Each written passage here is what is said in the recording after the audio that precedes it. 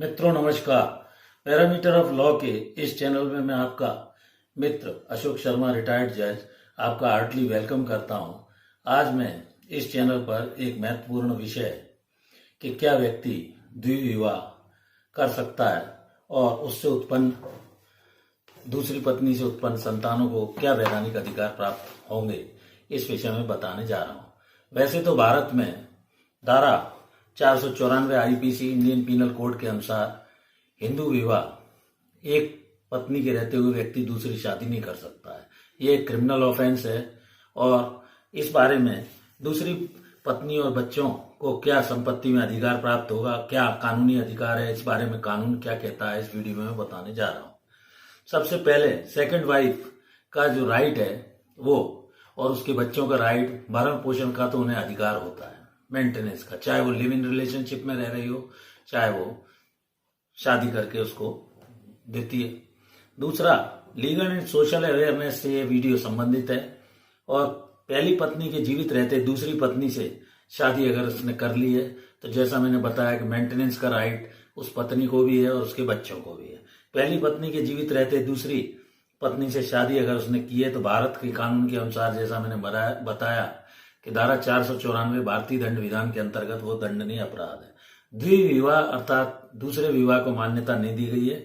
बायगैमी एक criminal act है। अब हिंदू मैरिज एक्ट 1955 तथा स्पेशल मैरिज एक्ट के अंतर्गत दोनों में जो पोजीशन है, ये इस तरह की दूसरी जो पत्नी एक के रहते पत्नी के जीवित रहते दूसरी शादी वो वॉइड या शून्य होती है, कानून में उसका कोई अस्तित्व नहीं होता। और जैसा कि मैंने अभी बताया, महिला और बच्चों को कानून निर्दोष मानता है, इसलिए मेंटेनेंस का उनको राइट दिया गया है, पूरा भरण पोषण का अधिकार है, चाहे वो द्वितीय पत्नी हो, चाहे उससे उत्पन्न बच्चे हो, चाहे वो लेजिटिमेट हो या इलेजिटिमेट हो, है ना, भले ही शादी गैर कानूनी हो। अब पैतृक संपत्ति का जहां तक प्रश्न है, सेल्फ एक्वायर्ड है या स्वयं की कमाई हुई है, उत्तराधिकार के संबंध में कोई उनको अधिकार नहीं दिया गया। पति दूसरी पत्नी को अगर नॉमिनी भी बना देता है तो उसको कोई ऐसा लीगल उसकी वो नॉमिनी नहीं मानी जाएगी। पति की मृत्यु के बाद पहली पत्नी उत्तराधिकार का दावा कर सकती है और दूसरी पत्नी को भरण पोषण का, जैसा मैंने बताया, मेंटेनेंस का तो अधिकार है। सेल्फ एक्वायर्ड एंसेस्ट्रल संपत्ति में उसे कोई अधिकार नहीं होगा। पति की मृत्यु के बाद पत्नी उत्तराधिकारी नहीं होगी। पहली पत्नी उत्तराधिकारी होने का अधिकार रखती है, नॉमिनी होने पर नॉमिनी उसके वारिस नहीं होगी। दूसरी पत्नी का मेंटेनेंस, जैसा मैंने बताया, उसको अधिकार है, बच्चों को भी मेंटेनेंस क्लेम कर सकते हैं। तो ऐसी स्थिति में वाइड मैरिज के बाद भी लेजिटिमेट चाइल्ड की तरह उन्हें अधिकार मिलेगा। दूसरी पत्नी के बच्चे संपत्ति में दावा तब क्लेम कर सकते हैं, दूसरी पत्नी से पैदा बच्चे पिता की मृत्यु के बाद पैतृक संपत्ति में दावे के लिए उनके हिस्से, पिता का जो हिस्सा है उस हिस्से को ही क्लेम कर सकते हैं। सेल्फ एक्वायर्ड यानी स्वयं की अगर पिता ने कोई संपत्ति अर्जित की है तो दूसरी पत्नी के बच्चे उसमें क्लेम कर सकते हैं।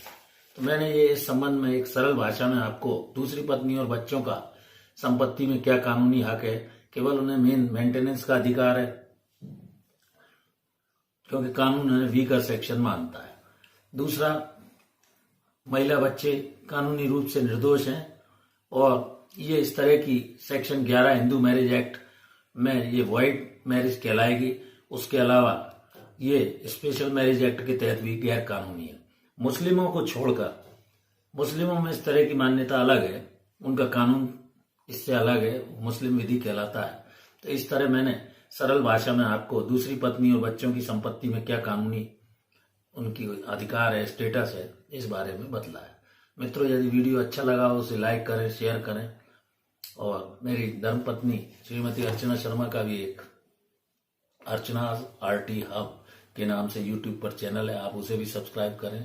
वो फैशन डिजाइनिंग और इंटीरियर डेकोरेटर है।